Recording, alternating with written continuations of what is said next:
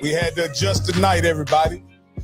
I'll let y'all get in here. Know there's a lot going on in the world of HBCU football and basketball. This is really the banner season because we got two big-time sports going on. Hold on a second. I got to take a phone call.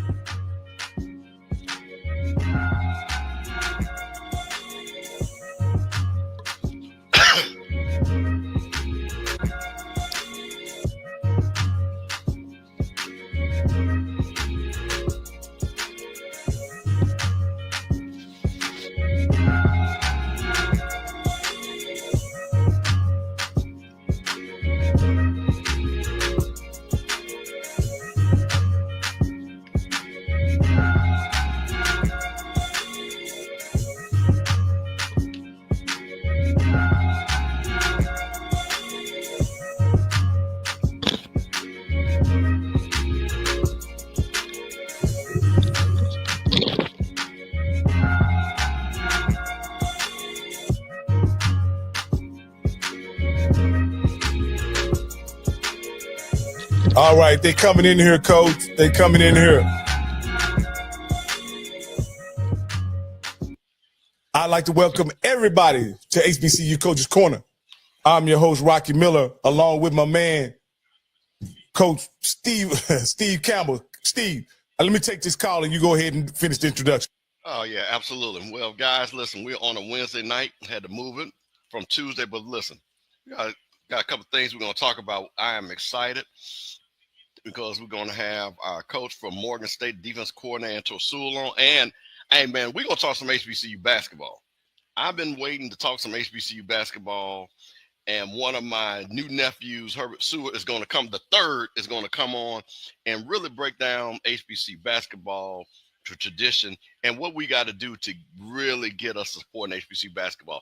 So we got, a lot of good things. And we might even talk about these coaches and their salaries. Because I ain't got no problem with what these folks make. But, Scotty did a little show. Folks from A&T kind of got a little bit upset. So, we might talk about that a little bit, too. So that's what we got going on tonight. Please, let everybody know. Sign in, subscribe, hit the like button. And then, man, we're going to have a really good show tonight. And one thing I'm going to tell everybody, hey, man, this is a stress-free zone. We ain't going to talk bad about nobody. Don't talk bad about us. Give us all your information. Give us your opinions in the chat, but we always going to keep it respectful because, as I always say, there's one HBCU. We're all brothers and sisters in this thing. I know we're not going to get along every day, but some days this is just going to be a good day. So we're going to make this a real good day. Super excited for everybody to be here. So Scotty, I'm so used to talking to Scotty, I'm talking about Rocky. So Rocky's got his phone call, but everything. So, yeah, I'll tell you what. People in the chat, why don't you kind of talk about some of the things that you see for 2025 that you want to discuss so we can create shows for it and even talk about it, or even its opinion tonight, what you think. And also, like I say, happy birthday to Martin Luther King. You know what I mean? I know we're going to celebrate the King holiday on Monday during the inauguration, but I wanted to recognize Dr. King because, like I say, as one of the trailblazers, again, HBCU alum, Morehouse man of Alpha Phi Alpha. I just wanted to say how much, again, people like that trailblaze for us to allow us to be on a platform like this. So I'm super excited, to honor him tonight. And that's what my background is. But other than that, what is really going on with the recruiting? I've seen a lot of people. I say, hey, if your team is not out there signing people, you better get it together. Seeing Jack State Tigers doing a lot of stuff, FAMU.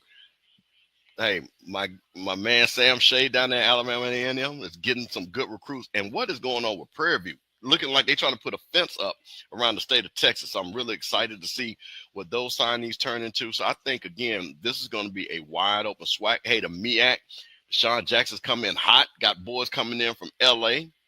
looking good, dressing good. Michael Vick has put his staff together that is really Virginia-based. So we're looking like he's going to get a lot of Virginia guys. And, again, we know that North Carolina A&T is going to do – North Carolina Central. Coach Oliver's going to kill me. North Carolina Central and South Carolina State are going to do what they do. So a lot of recruiting news that's going on that I've been covering and checking out. So we'll also talk a little bit about that. Got Ida Watcher in once again in the house. We appreciate that. Look at my man George, always showing up. I appreciate it. Just give a couple of shout outs to my people, that show up for us every weekend. Because I'm going to be honest with you, just was like a labor of love that Rocky and I did and Coach, because this was not something that we were going to do, and now it's become something. Listen, my guy right here, listen. Hey, Rocky, listen. Herb, no, listen. I want you to. Okay, I want to make sure. Pronounce your last name. I want to make sure I got it right.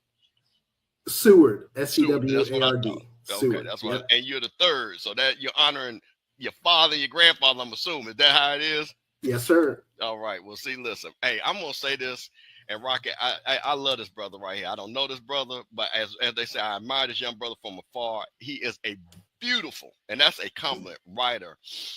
Does fan side, gives great analysis about basketball. I'm a big basketball guy, but I think, and unfortunately in this space, we just don't give basketball enough credit.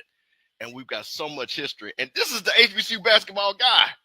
So he's going to kind of break down, the conferences. He's going to talk about some of the key players, some of the movement, coaches. We got new coaches in. And listen, man, this family, hey, you family now. You know what I'm saying? So I just appreciate you, man. I respect you so much. Again, I love what you're doing the HBCU Nightly. Again, you keep it even keel. You know what I mean? A little bit between Josh and BJ and all those guys. But I honestly, now, Rock, I got to say one thing, though. He made one mistake. He's an Alabama State guy. Hey, I think that's a good guy, cuz I love my guy Andrew Body. So for the next couple years, that's one of the guys I'm gonna be rooting for. And Herb, I just want to personally say I watch your work on HBCU Nightly. I appreciate your contribution to that show. I actually wanted to talk some HBCU basketball.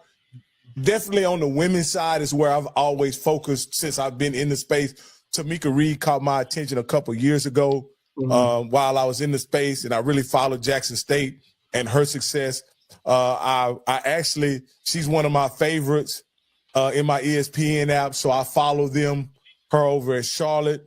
And I was really, I wanted to have this conversation with Mr. Campbell because a lot of times when we have these iconic kind of coaches that move on, we don't expect much from the program that they leave.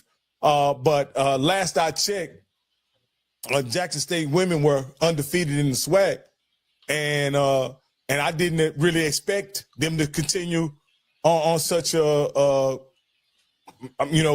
trajectory with Tamika Reed leaving. And so with that being said, can you explain us what's going on the women's side, and then we'll move on to the men's side after that? I'll be honest with you, man. I think, first, I think what Tamika Reed did while she was at Jackson State was phenomenal. And I think it was phenomenal in a couple of ways. One, she built a culture that superseded her. And that's pretty apparent by the way that this program has kind of bounced back in her absence. They play the same type of ball. They play the same type of way. They may not have replicated a lot of the recruiting wins that Miss Reed had while she was there. But in the same vein, I think they're still amongst the best in that conference on the women's side. That being said, shout out to Alabama A&M that says, as an Alabama State guy, that it irks me to say that, but they're doing an awesome job. They're on both the men's and the women's side. If anybody's been to that facility that's there on campus, it's one of the best basketball facilities in HBCU basketball, point blank. It's a state-of-the-art facility. I would put that up against any other mid-major or low mid-major out there. I think there's a lot to be said about the impact or legacy that coaches leave. A lot of times we get the idea in our brain that, it's particularly at mid-majors or lower mid-majors, that when a coach, when a coach leaves, the culture goes someplace. And that's not necessarily the case. That coach brings in people, influences people, and those people tend to take what was learned under that watch and apply it. And I think Jackson State's women is a perfect example of it. Now, I've been busy doing polls. I've been busy doing prepping for the debut of HBCU Hoops Weekly. That's going to be coming next Tuesday. And quite frankly, we got some hot news about that. My co-host, I can't really break it right now. Yes, Miak Mike, I was going to get to that too, bro. Tonight is I'm glad we kind of talking hoops in general tonight, man, because what happened in DC tonight is a perfect example of why our basketball product needs to be highlighted more. On the surface, Howard University MEAC Division I program loses at home against Bowie State CIAA program, who happen to actually, is kind of middle of the pack program in the CIAA in their division. But the reality is that's a rivalry game. Anybody that's familiar with hoops in the DC metropolitan area knows that these kids know each other. They see each other in summer leagues. They see each other in AAU. They saw each other in high school in a lot of cases. There's a lot of pride when these games are played. And anybody that's been watching MEAC basketball this year, knows that this isn't some fluke or a flash in the pan. Howard's been really good at times this year. Norfolk State's been the class of the conference. They've played, an incredible schedule out of conference. They beat James Madison at Eccles.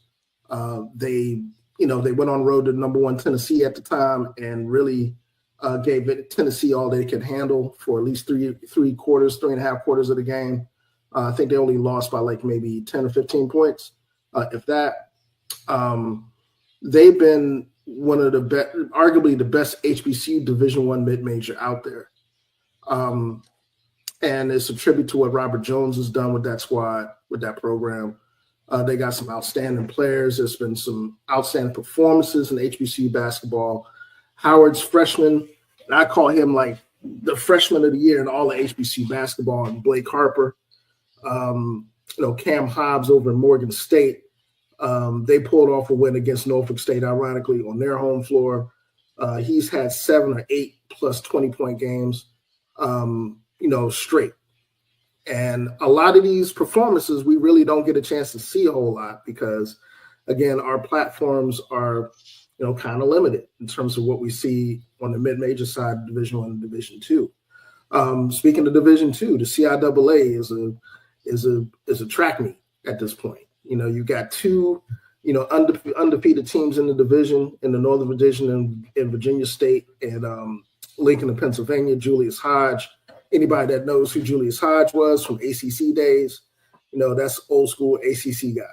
And he's come in at Lincoln and turned that program into, he hasn't missed a beat. Lincoln won the CIAA last year, and they look like they're on the course to not only return to the tournament as a favorite, but they look like they can repeat.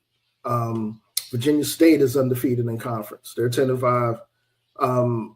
There's a lot of really good basketball being played. Well, let me ask you this question as a guy who is a Texas guy and trying to really understand the brands of HBCU basketball, because that's kind of in college basketball. We know the players come and go, but the brands, the school brands, are what kind of make this sport what it is, right? Mm-hmm. So let me ask you this: how would you compare the Norfolk brand to the Texas Southern brand? Because I'm very familiar with the Texas Southern brand and what it brings to the table as far as basketball. How does Norfolk compare to that pedigree at Texas Southern? Well, I think there's one thing to remember about Norfolk is that their brand transverses 2 conferences and 2 divisions. Anybody that's familiar with Norfolk State, they have CIAA roots. Norfolk State, was old school CIAA back in the day when CIAA was winning national championships. Texas Southern, from a SWAC perspective, I think their brand is comparable. But I think one thing that we have to understand about a lot of these attachments, especially for our schools, is that the regional attachment has a lot to do with how we perceive the brand. Like in this case, Texas Southern has a really, really good basketball brand, but the fact that football is king in Texas and in other places in the South, it might not necessarily get the type of traction that a Norfolk State brand or Virginia Union brand or Virginia State brand might get in that region of the country, because basketball is quite frankly a bigger thing in that part of the country in terms of how we perceive it. That doesn't necessarily mean that the programs are better or not as good. It's just more so a regional byproduct of what people embrace. That's to say, in terms of SWAC, visibility, I think, Texas Southern's been the standard bearer, Yep. They've been the standard bearer for a minute, for a good decade at least. Grambling had a really good year last year. The actual performance of the conference in general, notwithstanding this year, because I got some thoughts about way they scheduled in the last 2 years, and I'm gonna save that for my show. Yeah. But I think there's a lot to be said about the nature of what SWAC schools in particular have to deal with in terms of scheduling, in terms of how they have to schedule and how they have to travel in order to, kind of, for lack of a better words, pay the bills and keep the lights on for those programs. Hey. Now, I think for me, admittedly, I've been ultra critical of that because I'm a big fan of more regional scheduling and more regional ways of getting partnerships with different conferences, different mid-major conferences to kind of compensate for it. Because a lot of times we talk about, conference perception of conference strength. We can see that in the net and Ken Palm rankings for conferences and stuff. It doesn't fare well for us, particularly in the SWAC. This year it's been pretty brutal, but I think that's not indicative of the basketball product or the quality of the product, because I think what you get in conference, I think the SWAC is going to be just as exciting as the MEAC. I mean, in my opinion, it's wide open. You've got Jackson State at the top of the conference right now at 3-0. Prairie View is right there. And some of the favorites that we were looking at, I mean, Southern's at the top of the conference. I think Southern right now is probably the most balanced squad in the conference on paper in terms of their performances. But I think the big thing about, and I want people in the audience to really kind of understand where I'm coming from in terms of how we perceive the basketball product, is that, again, in SWAC country, football is king. There's no other way to say it. And it, even when football's in its off season, football's still king, because you're still talking about off season. You're still talking about recruiting classes. You're still talking about spring football. You're talking about hires for coaches for specific programs. And that narrative just kind of dominates that whole thing, and that's not necessarily a bad thing, but I think it's something that, particularly in our schools in particular, we have to really embrace, a lot of the rivalries the same way we do in football, on the football side. Herb, let me ask you a question. One of the things that we know, and we've seen this, how big of an impact is the transfer portal been in basketball? We've seen it in football, but do we see a lot of guys moving down from, again, D1? Well, like we're all, let me say this, let me clear this. We are all D1, moving from a larger school to as HBCU mid-major. Do we see a lot of that transition, or are these teams really being built by coaches that are recruiting high school players and building these guys, such as a Norfolk program or what Johnny Jones is doing down at Texas Southern? I think it's both. I mean, I think the transfer portal has been huge. And I say this for mid-majors because I think one thing, the difference between basketball and football is that it takes a lot less to transform a program. Okay, you get a good coach in, you get a good staff in, particularly staff that understands the importance of the portal and the importance of local recruiting and actually getting out and navigating, whether it's high school recruiting, whether it's getting onto the local AAU scene and recruiting or recruiting JUCOs. I think both are factually correct for us. If you look at Hampton, Hampton's is what? They're 9-8 in the CAA this year, which is a complete turnaround from last year. Head coach Ivan Thomas, brand new coach, came in from Georgetown, completely revamped that roster in terms of the transfer portal, in terms of local recruiting. He's a local guy, from the Hampton Roads area. So he's tapped a lot of those relationships with a lot of AAU and high school and other entities in that area. Same thing could be said for Howard. Kenny Blakeney has done an outstanding job there. I've already talked about Blake Harper. Blake Harper is a direct result of Kenny Blakeney's, ties to the DC metropolitan area recruiting, specifically one of the best high school conferences in the country, if not the best, in the WCAC. That's where, Blake Harper comes from. He's a Gonzaga product. Anybody that's familiar with the WCAC, you're talking about DeMatha, Paul VI. That's that Washington Catholic League where exactly. You're talking about a lot of superstars that come. And I saw you're originally from DC, Maryland area? Yep, I'm a native Washingtonian. Okay. Born and raised. Okay. Well, yeah. I think just on a side note, I used to live. Well, I'm actually from DC. My father was a disc jockey in DC. Okay. So WOL, WOK. So dude. Yeah, man.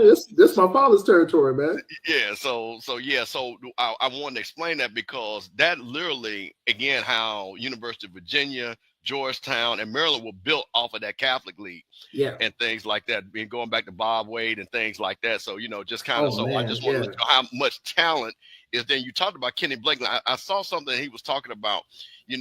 How he gets the support for the Duke Brotherhood and stuff like that. So is he really using that, having that Duke pedigree to allow him to recruit at a high level for Howard? Absolutely. I think it's not just that. I don't think it's just that pedigree either. I think his pedigree as a DeMatha grad holds just as much sway, if not more so. Just to kind of give you an example, him and Mike Bray, who was at the time he's the head coach of Notre Dame, when he first got the job, he called up Mike Bray and asked to get a home and home with Notre Dame. And lo and behold, you got a home and home with Notre Dame. Notre Dame, came to Burr and played. I think this was the first year where Kenny pulled McCord Maker, who was just anytime I did an article for Fansided about that, and he was, one of the highest ranked, recruit prospects that anybody has pulled at HBCUs in the past decade. And essentially, that relationship, was the jump start of that. Since then, he's been able to get, he's been able to schedule effectively, get home and homes. First it was Notre Dame, then it was Cincinnati. He's done things. He's been really innovative in terms of how he's not only used the portal and approach recruiting, but, as NIL's become a part of this environment, he's utilized that too. If you look at his staff, he has he's one of a few HBCUs that has a general manager for the basketball program. There's an NIL collective that Howard has that they have embraced that aspect of it. And, you got kids that are coming to Howard. It's like, hey, look, I'm getting an NIL deal just like I'm getting an NIL deal if I would have went to University of Maryland or Georgetown or any number of places in the area. So it's, the job he's done there, and not just in terms of coaching, because I think he's been done an outstanding job coaching, but in terms of really being innovative, it's been incredible to see. And that, that speaks to the quality of the coaching core in that conference as well, because you got Kenny Blakeney, you got Lavelle Moten, who's been the face of North Carolina Central basketball for as long as I can remember, Robert Jones, Coach Martin down at South Carolina State, who's, low-key has done an absolutely incredible job of retooling that roster. Anybody that's seen South Carolina State this year play on the road, they've given Xavier all they can handle. They've, went on the road to Georgia and was up like 15 on Georgia until losing it at the end. Those guys have done awesome, really, really good jobs in terms of in terms of not just creating a really good basketball product that kids can really come and look at. It's like, oh, okay, that's great. But things that can be sustained. And I think that is something for us collectively as we talk about the HBCU basketball product, that's very important. Because a lot of times, oh, go ahead. I'm sorry, Rocky. No. I didn't mean to interrupt you. I was just going to ask you a very simple question. How are these coaches, and you guys may have mentioned it when I was off, but how are these guys using the pool? We know how they're using it in football, right? Mm-hmm. But how are they using it in basketball to improve the overall talent level of HBCU basketball? I think that's a team by team, case by case type of thing. Like, for example, in Hampton's case, Ivan Thomas had to come do a complete overhaul. So he hit the portal really hard, got a lot of transfers in that, ideally were looking for playing time. I know when he landed, Farrakhan's nephew, Noah Farrakhan, as point guard there, that kind of opened the floodgates for him a bit. He landed a transfer from across town in Norfolk State, George Beal, who's, taking on a starring role. Wayne Bristol, who used to be at Howard, and, he transferred back into the Hampton program. I think depending on where you're at, what program you're talking about, the reliance on the transfer portal is there, but it may not necessarily be as prominent at some programs as it is at others. It just really depends on coaching philosophy, and it depends on, how quickly somebody has to retool a roster. Like, for example, if you have some programs that have like really, really, a complete exodus of players that are leaving. And in that case, I know Alabama State's been known to hit the JUCO ranks a whole lot in terms of tooling their rosters.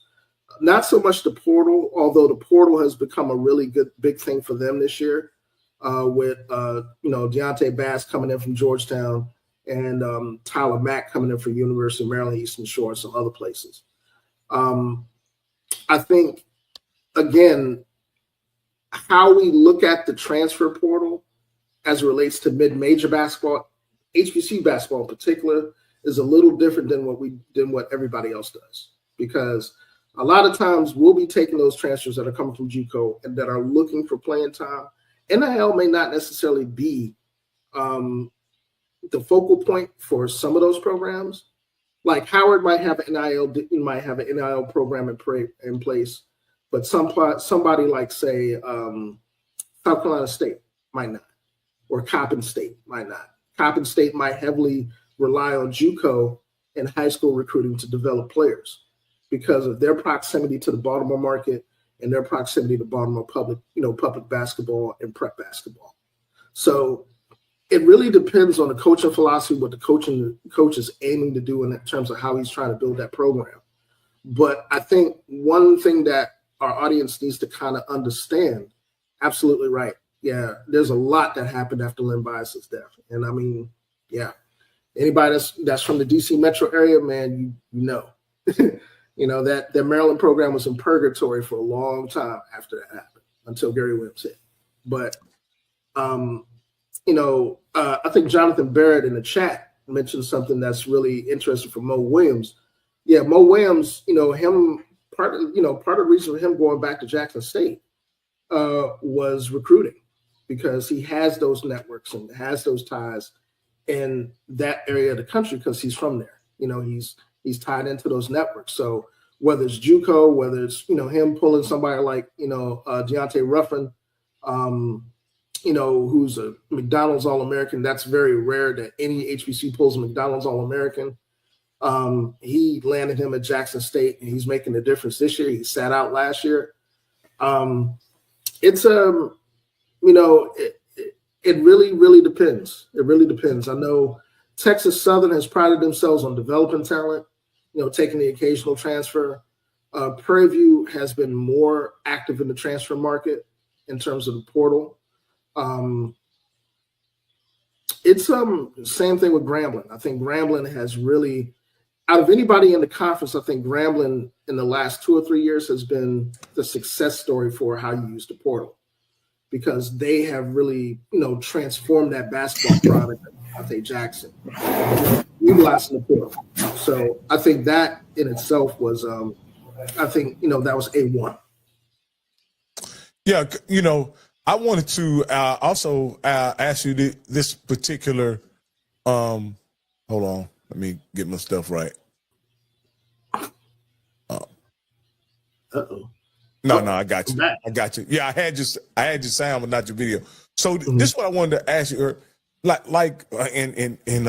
And I'm not picking on the Rattler, but there was a lot made of their head coach when he was hired, and I guess you could say the overall acquisition of him and how he was acquired, this, that, and the other. I know that there were some people in the fan base that was excited about him, but I think based on who hired him, there was always going to be trepidation about that hire, right? So can you just break us down on what you thought about that hire and also how it's going so far for the FAMU Rattlers? I mean, to be quite honest with you, I thought it was a steal. If you've seen what Coach has done at the NAIA ranks at St. Thomas, which is not an easy place to win at, regardless of division of basketball, dude is a winner. Kerry can build programs. And the fact that, AD Sykes was able to pull him and hire him, even with all the controversy and stuff, and I don't want to necessarily minimize how much of an impact that had, because, I have my own personal views in terms of how you treat coaches once you hire them. Well, okay, listen, I'll say it for you. And this has, if you don't like it, you cannot hire a coach on a 1-year contract. Exactly. You just can't. You can't. And I understand. Here's the thing, and I'm going to say this, and I'm going to get 50 million texts. This just goes to show you that the lack of knowledge about basketball. You know what I mean? And thinking that you can just turn it on off, but so that to me, out of one of the things, and I'm pretty sure that our new AD again is going to be able to evaluate Coach and to give him the proper contract that's going to allow him to build a program. Because honestly, if I'm Coach, you coaching 1 foot in, 1 foot out. You don't feel comfortable. So I'm just saying that. So you don't have to say it. I will say it. But yeah, that was kind of concerning. So there you go. Yeah. Well, let me speak on behalf of the OBGs. Did she have the latitude to offer him any more than that, considering how her situation was in turmoil? Well, I'll just say this, man.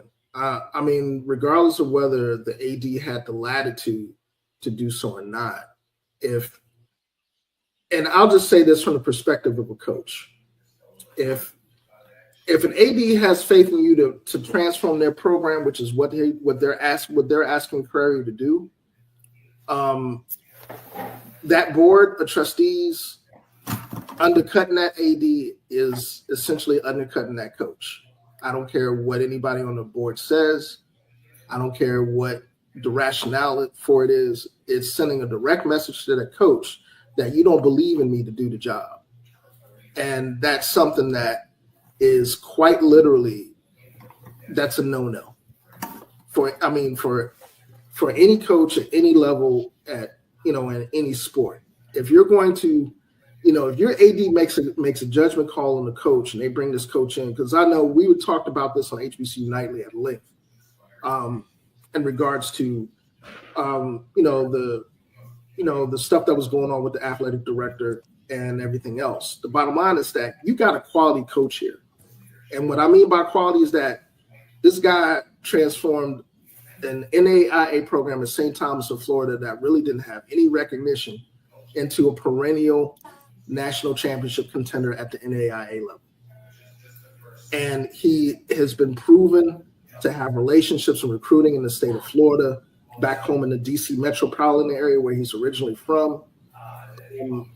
And he's an analytics guy as well. So I think one of the things that at least bothered me during this whole process of observing this play out with Florida A&M and how they went about,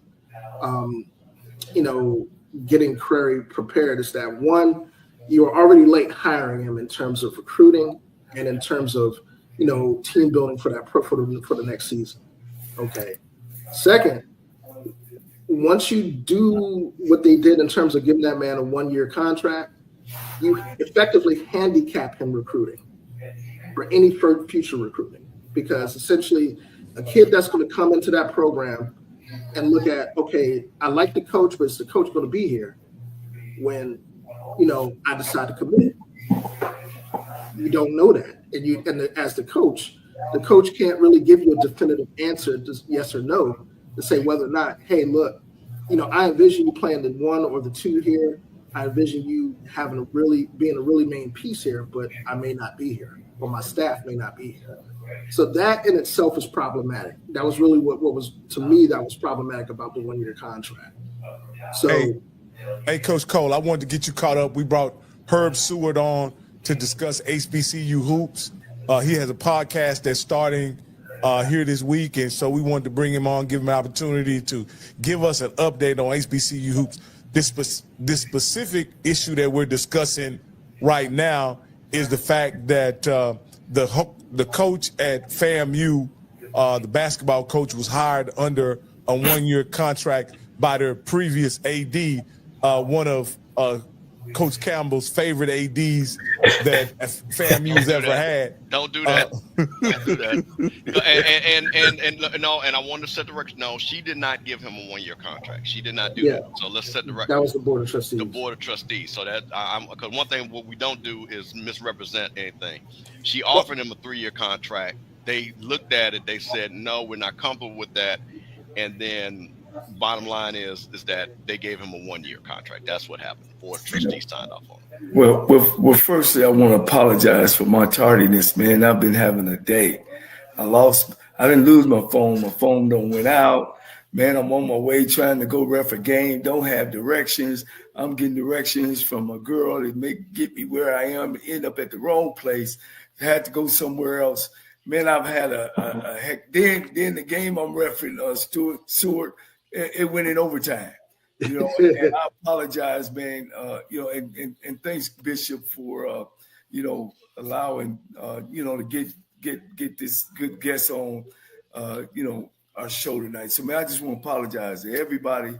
I'm here. I know how you are, Bishop. You're about. Oh no, Coach. No. Listen, no. First of all, things happen, and Herb and I have been talking, and I'm just super because one of the things here, even we talk to Coach, but we also want to talk to people that know what they're talking about. Yeah. Because I think a lot of times in these spaces we have people, which is nothing wrong with opinions, but it's sometimes also like to talk fact. Now, Herb, I want to listen. I understand the family thing. I know we got you limited.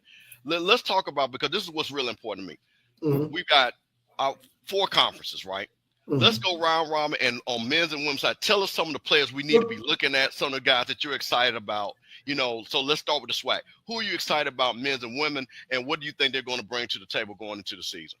Well, I'll start with the men's because I haven't had a chance to really focus on the women's side. Okay. So, outside of Norfolk and a couple of handful of teams. So I want to be fair in representing them. But starting with the SWAC. I tell you what, man, Dr. Bradley, UAPB, he's played 2 games. Okay. He's dropped 30 points in both games, and he looks like a complete impact player for those guys. I look at Alabama State. When Alabama State has been consistently good and they get out in transition, that backcourt rotation with Mark Knox, CJ Hines, on occasion, TJ Matlock, although Matlock is kind of floats between the 2, 3, and the 4 on occasion. They've been really effective at times when they're able to get out and pressure, and they're able to really, just use their defense and turn it in transition. So I like them in the SWAC. Southern University is balanced, man. Balance. To me, they're the most balanced and most effective squad, on both sides of the court in the conference. Derek Tenzino is an anchor for that squad. They got a French guy, point guard. I got him, honestly. Melanie, I'm not covering up, man. I'm not. They've got a French guy. I don't want to butcher his first name. His last name is Diomasi. I think he's a bona fide player of the year candidate for them. He's been out. When he comes back, correct. Alabama State does live and die by the three. They really don't get a lot from the post play. I think, okay, there you go. I think, when they get Diomasi back, I think they're going to be extremely effective. Marcus Tankersley has been really good for Alcorn. The Ruffin kid that I mentioned from Jackson State, he's one of the reasons why they're 3-0 in conference. He's gotten them off to a really good start. I think, as good as Southern has looked in the out of conference schedule, going into conference play, I think it's wide open, man. I really do. I think there's not a definitive favorite in the SWAC. I think Texas Southern is going to do what Texas Southern normally does, is that they get stronger as the conference season gets on. Prairie View looks like, a little bit more like the old Prairie View that we've used to seeing over the years, being competitive. I like Alabama A&M. I like Alabama A&M and as I mentioned, Alabama State. A&M has a lot of depth, and they can get effective guard play and get effective scoring out of positions 1 through 3. They'll be good to go. The conference tournament expanded to 12 teams this year. Super excited about that. It's going to be really exciting, and I think that in itself is going to make conference play a lot more. It's going to make conference play a lot more meaningful. Not that it wasn't already meaningful, but there are going to be more positions for people to get into conference play. And once conference play hit, you know how March is. You know how conference play is. You got upsets. People can win. At any point in time. So, as far as the SWAC goes, I'm looking forward to that. I'm really intrigued with the CIAA race. Particularly in the CIAA North, you got 2 undefeated teams in the conference at 5-0. That's Virginia State and Lincoln University of Pennsylvania. By the way, which another ACC guy, Julius Hodge, he's head coach at Lincoln this year, and those guys have not missed a beat. They won the CIAA last year, the CIAA tournament, and they have really effectively hit the ground running. This is one of those things when I say the transfer portal can really, give you a ready-made team under the right circumstances, particularly at lower divisions of Division I or at D2. This is a perfect example. If you look at Lincoln's roster, that entire starting lineup is transfer portal. Wow. The entire starting lineup, maybe with the exception of Thomas Sorbo, who was a returner from last year's conference play. Now, are they getting a lot of guys from the Philadelphia area? Exactly, Philadelphia and New York. And that's again where Julius Hodges' recruiting ties are at, and that's where he's pulling a lot of those kids from. Whether it's from transfer portal, whether it's in terms of high school. Conrad, I got a good I see your question. What's the problem at Morgan and Coppin, coaching or something else? My colleague Banks on HBCU Nightly may not like to hear this about Morgan because I think he doesn't. I think Broadus is worn out his welcome with him. But I think Morgan has always been a piece or a component away from really fielding really good teams. It's not about the talent there. I think in Coppin State's case, Larry Stewart has a hard job ahead of him because one, Coppin is not necessarily an easy place to recruit to. You really have to. One thing that we've seen in Coppin in terms of recruiting recently is the lack of emphasis on local talent. Now, let me ask you a question. Wait, I don't want to cut you off her. Now, wait a minute. Is that the Larry Stewart, Mr. Mean Larry Stewart, former NBA player? That's Mr. Mean. Mr. Mean. Okay. Yeah. All right. I just want to point that out there. Just wanted to give that. There's some legends on that coaching staff, by the way. Him and Turquin Mott. If you're familiar with Turquin Mott, both of those guys were part of that Coppin State team back in 1993 that knocked off South Carolina and almost made the Sweet 16. Fang Mitchell. Fang Mitchell squad, correct. Yeah, Jonathan Barrett.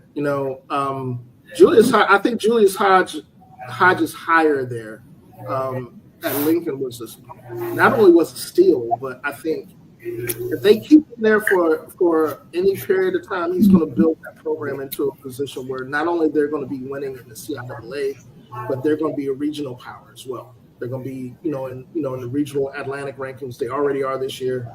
Them in Virginia State. Lonnie Blow at Virginia State's done a really good job. He's been there a long time.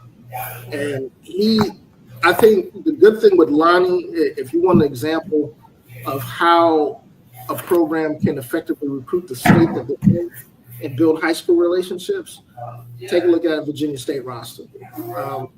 That roster is all Virginia, and with maybe a speck of DC metro area in it.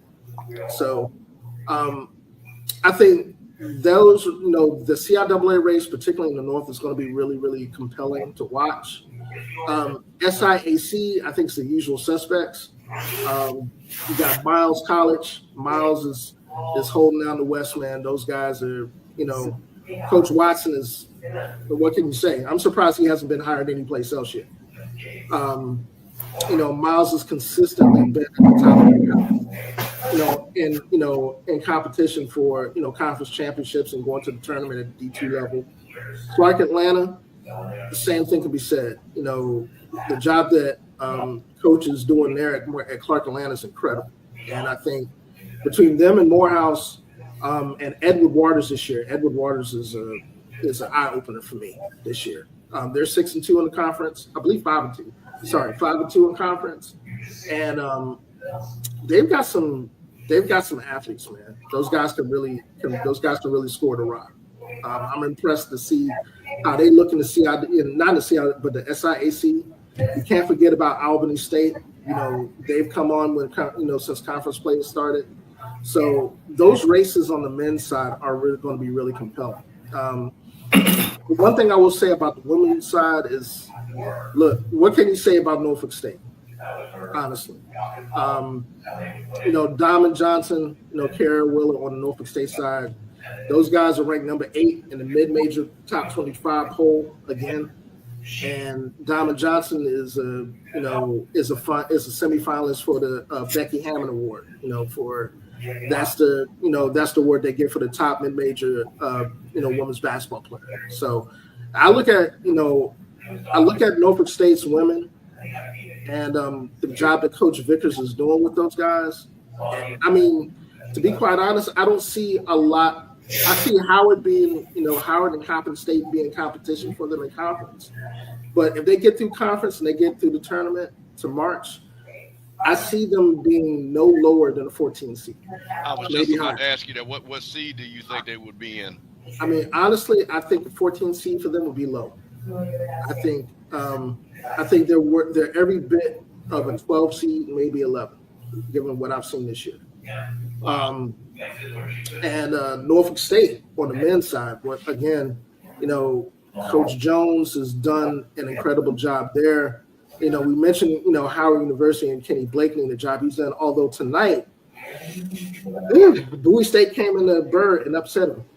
And that again is, that to me is indicative of the nature of our basketball product. Is that, how can I put this? The margin of error between Division I mid-majors and Division II for HBCU basketball is razor thin. Either you get a really good coach or you get 1 or 2 players that can make a difference. And tonight was one of those nights. In Blue State, you got Warren Maganda.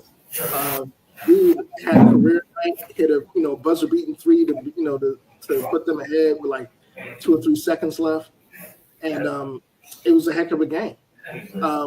Maryland Eastern Shore, I think Coach of Maryland Eastern Shore is going to take at least one recruiting cycle to get more of the players in that he wants. If you're familiar with, Cleo Hill Jr., he had a winning tradition at Winston-Salem State, the CIAA. And he's a program builder. I think even though the record this year is not necessarily indicative of that, you give him a recruiting cycle or two, he's going to be straight. I think he's going to be good to go. Now, Herb, let me ask you one question. I'll turn it back.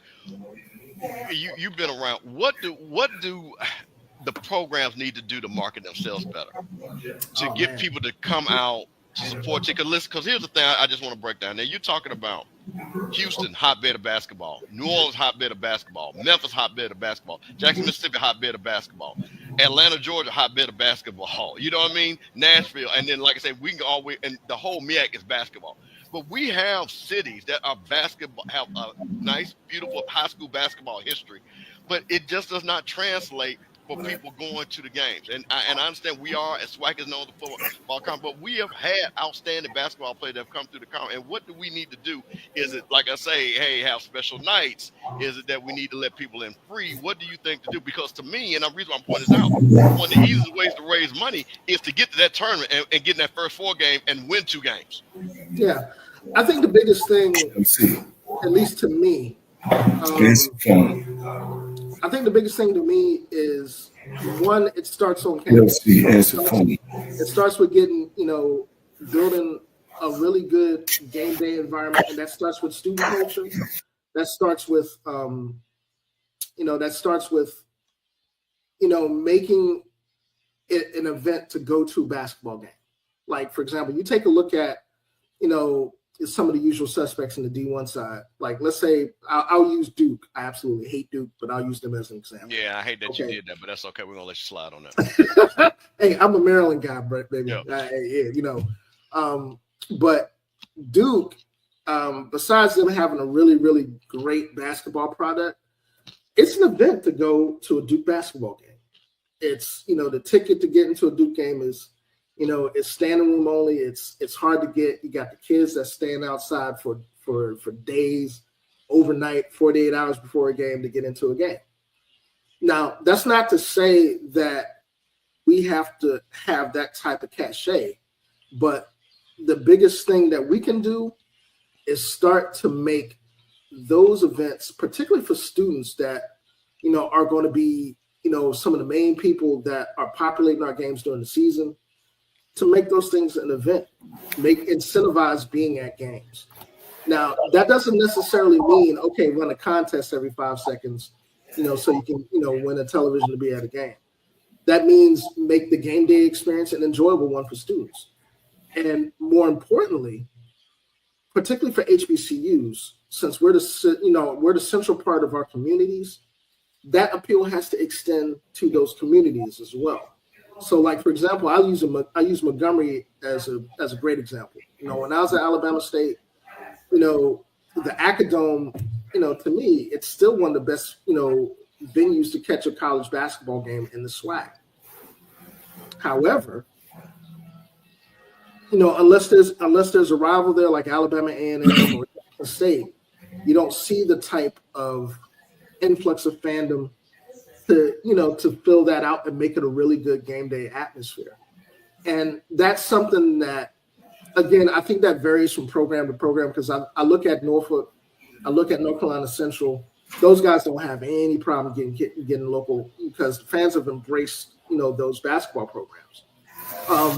Conversely, I look at Morgan, I look at Coppin. Howard has gotten a lot better since Blakeney has gotten there, because they've done a lot better job in terms of marketing to the local community.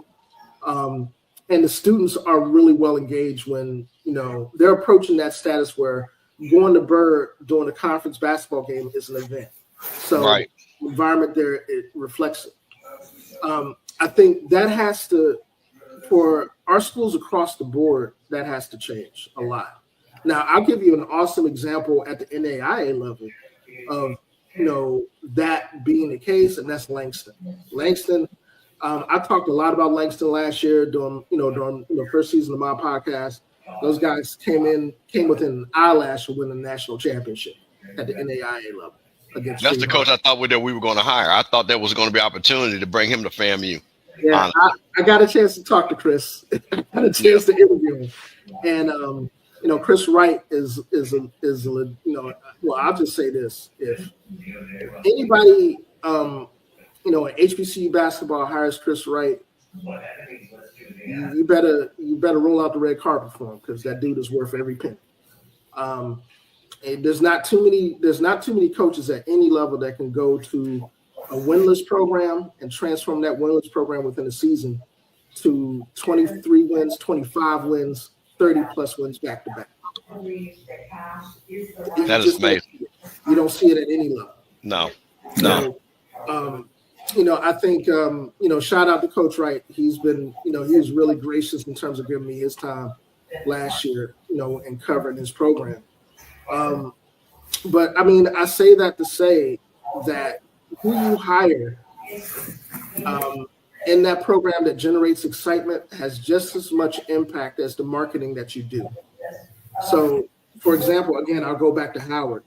Those guys hiring Kenny Blakeney had immediate dividends because of his pedigree, because of his ties to the area. He's a native Washingtonian. You know, he's from that area. You know, he went to DeMatha High School. Those ties by themselves have paid back, you know, more than its fair share in terms of, you know, growth for that basketball product at Howard. Lavelle Moulton, you know, school legend. You know, that dude is going to be in North Carolina Central's Hall of Fame next year, you know, at some point, if he's not already. He's the face of their program. Right. There are plenty of years he could have been on staff at University of North Carolina State, you know, any place in the state, but he chose to stay at home, and that's the reason for the longevity of that program. You know, Robert Jones is doing the same thing in Norfolk. I'd say that Coach Waterman at Delaware State is starting to do the same thing there. Anybody seen Delaware State this year? They're an incredibly effective offensive team. Okay, Herb, I got one last thing for you. Your way too early prediction. Who's going to win the SWAC? Who's going to win the MEAC? Who's going to win the CIAA and SIAC? And we're going to hold you to it so everybody can be mad at you. But listen, you got listen. Cause we try to listen to her. Cause I'm gonna try to bring you on at least once a month until the tournament. Cause we got to get this basketball thing going.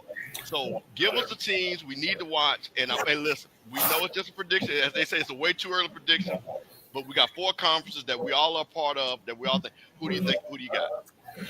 Man, I'm gonna start with the SWAC because look, I'm just gonna say this flat out. There's no way for me to predict that for the SWAC right now. I mean, if I were to say today, if the tournament started today, I would probably say Southern University has the best chance of winning the tournament, followed by Texas Southern because, again, their track record in tournament play, you know, speaks for itself. I was going to say, Herbert, you know, the bishop won't let me talk. But I'm a basketball. Hey, my name is Danny Wilson, and I won $500 on the lunch break with AJ Jones.